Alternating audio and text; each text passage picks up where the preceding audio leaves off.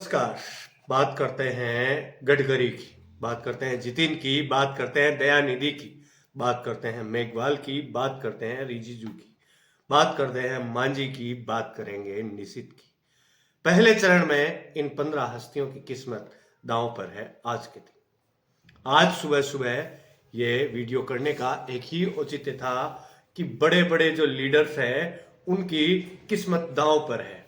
वो किस प्रकार से लोकसभा चुनाव के पहले चरणों में 21 राज्यों और केंद्र शासित प्रदेशों की 102 सीटों पर आज मतदान होना है।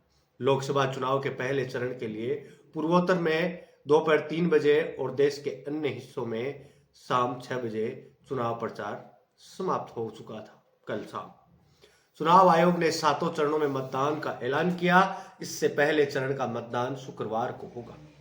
यह चरण राजनीतिक रूप से काफी महत्वपूर्ण है और बीजेपी, कांग्रेस सहित राजनीतिक पार्टियों में कई हस्ती इस चुनाव मैदान में हैं।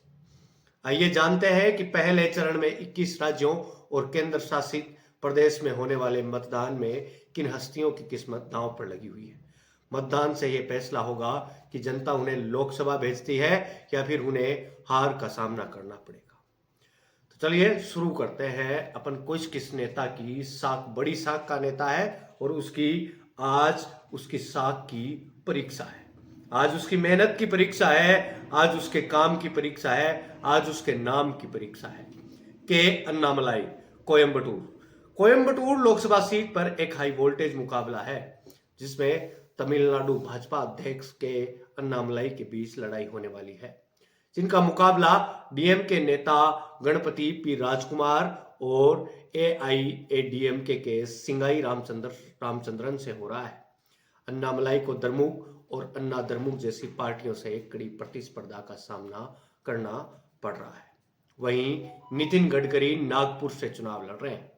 केंद्रीय सड़क परिवहन और राज्य मार्ग मंत्री नितिन गडकरी महाराष्ट्र की नागपुर सीट से लगातार तीसरी जीत की कोशिश कर रहे हैं। इस सीट पर गडकरी और नागपुर पश्चिम से कांग्रेस के विधायक और उम्मीदवार विकास ठाकरे के साथ मुकाबला है।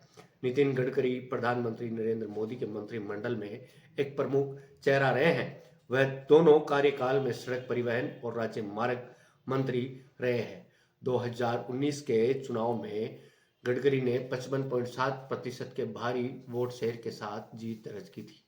उन्होंने मौजूदा महाराष्ट्र कांग्रेस अध्यक्ष नाना पटोले को हराया था। बात करेंगे जितिन प्रसाद की, जो पीलीभीत से चुनाव लड़ रहे हैं। जितिन प्रसाद बीजेपी का एक बड़ा चेहरा है जो पहले चरण के मतदान में है। उन्होंने 2021 में कांग्रेस छोड़ दी। जितिन प्रसाद ने उत्तर प्रदेश के पीलीभीत से 2 बार सांसद वरुण गांधी का स्थान लिया है। समाजवादी पार्टी से भगवंत शरण गंगावार को उनके खिलाफ मैदान में उतारा है। वहीं बहुजन समाज पार्टी के जितिन प्रसाद के खिलाफ अनीस अहमद खान को मैदान में उतारा है। साल 2019 के चुनाव में वरुण गांधी पीलीभीत से विजयी हुए थे। उन्होंने 59.4% वोट के साथ 7,04,549 वोटों के साथ जीत हासिल की थी। जीतन राम मांझी गया बिहार से चुनाव लड़ रहे हैं। बिहार के पूर्व मुख्यमंत्री जीतन राम मांझी बिहार की गया सीट से चुनाव लड़ रहे हैं। जीतन राम मांझी के खिलाफ आरजेडी ने पूर्व मंत्री कुमार सर्वजीत को उम्मीदवार बनाया है। जीतन राम मांझी वर्तमान में एनडीए सरकार के हिस्सा है और पीएम मोदी ने उनके समर्थन में प्रचार किया था। नकुलनाथ छिंदवाड़ा से पहले चरण के मतदान में मध्य प्रदेश के पूर्व सीएम कमलनाथ के सुपुत्र नकुलनाथ भी छिंदवाड़ा सीट से भाजपा उम्मीदवार विकेश बंटी साहू के खिलाफ मुकाबला कर रहे हैं, जो पिछले 2 विधानसभा चुनाव में कमलनाथ से हार गए थे। 2019 के चुनाव में कांग्रेस नेता नकुलनाथ को कुल 47.1% वोट मिले थे, जबकि हारे हुए बीजेपी उम्मीदवार को 44.1% वोट हासिल किए गए थे। गौरव गोगोई जोराहट से चुनाव लड़ रहे हैं। पहले चरण में कांग्रेस नेता गौरव गोगोई की किस्मत का फैसला होगा। असम की जोरहाट सीट से चुनाव लड़ रहे गोगोई लोकसभा में कांग्रेस के उपनेता हैं। गौरतलब है कि जोरहाट सीट को भारतीय जनता पार्टी के गढ़ के रूप में देखा जाता रहा है। इमरान मसूद सहारनपुर से लोकसभा चुनाव के लिए उत्तर प्रदेश में कांग्रेस और सपा ने गठबंधन किया है। गठबंधन ने यूपी के सहारनपुर से इमरान मसूद को मैदान में उतारा है। ये पश्चिम यूपी की सबसे अहम सीटों में से एक है।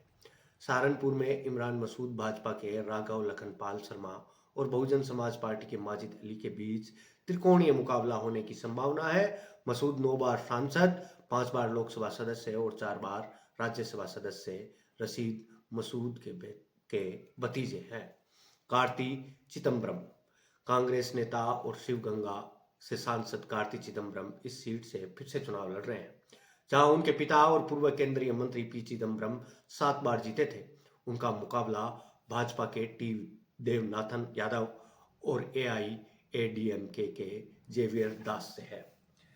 तिमी लिसाई साउंडराजन चेन्नई दक्षिण से चुनाव लड़ रहे हैं। सक्रिय राजनीति में वापसी के लिए तिमिल साउंडराजन ने हाल ही में तेलंगाना के राज्यपाल और पांडुचेरी के उपराज्यपाल पद से इस्तीफा दे दिया। चेन्नई दक्षिण लोकसभा सीट से भाजपा ने उम्मीदवार बनाया है। तिमिलिसाई कुमारी अनंत की बेटी हैं, जो कांग्रेस की दिग्गज नेता थी। दयानिधि मारन चेन्नई सेंट्रल से चुनाव लड़ रहे हैं। तमिलनाडु की चेन्नई सेंट्रल लोकसभा सीट पर सत्तारूढ़ द्रविड़ मुनेत्र कगड़म डीएमके और बीजेपी के बीच कड़ी टक्कर होने की संभावना है। द्रमुक ने मौजूदा सांसद दयानिधि मारन को मैदान में उतारा है, जो सीट बरकरार रखने के लिए चुनाव लड़ रहे हैं।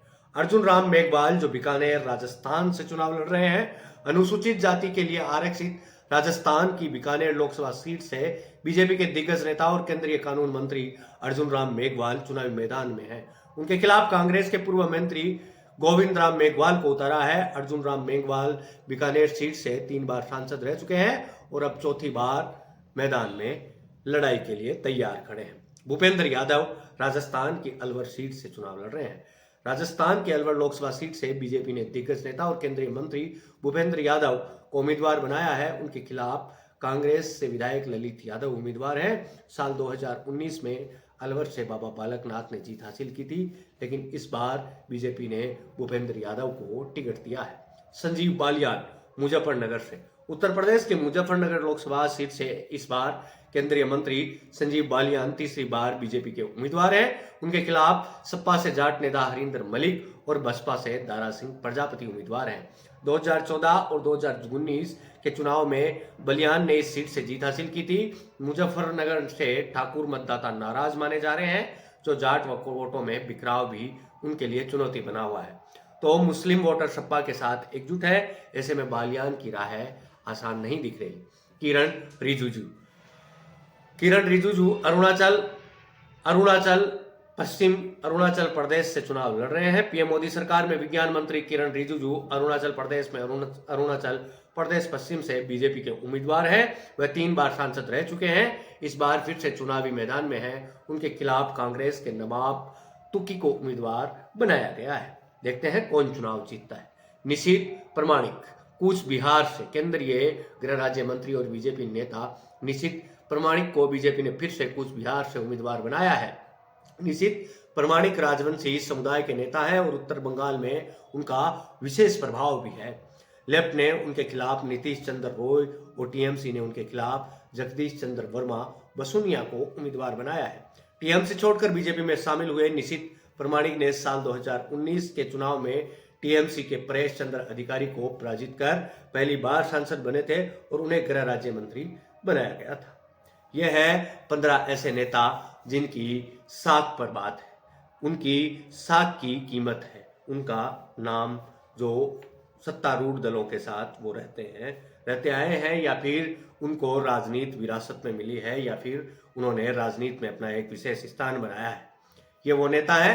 ये तो आने वाला समय बताएगा, ये तो भविष्य के गर्भ में है कि कौन जीतता है, कौन हारता है, कौन जीतेगा, कौन हारेगा। अभी मैं आपसे विदा लेता हूं। मेरा नाम है कपिल बाटर और आप देख रहे थे दैबम्बाट, और दैबम्बाट में आप देख रहे थे राजनीतिक उठापटक। अभी मैं आपसे विदा लेता हूं। मिलते हैं किसी अन्य वीडियो में। तब तक के लिए आप मेरा इंतजार कीजिए, मैं आपका इंतजार करूंगा। इससे पहले आप इस चैनल को सब्सक्राइब कीजिए और इस वीडियो को लाइक कीजिए और शेयर कीजिए, ताकि अन्य लोगों को भी ये जानकारी पहुंच सके। आप यहां तक आए, इसके लिए आपका बहुत बहुत धन्यवाद, आभार।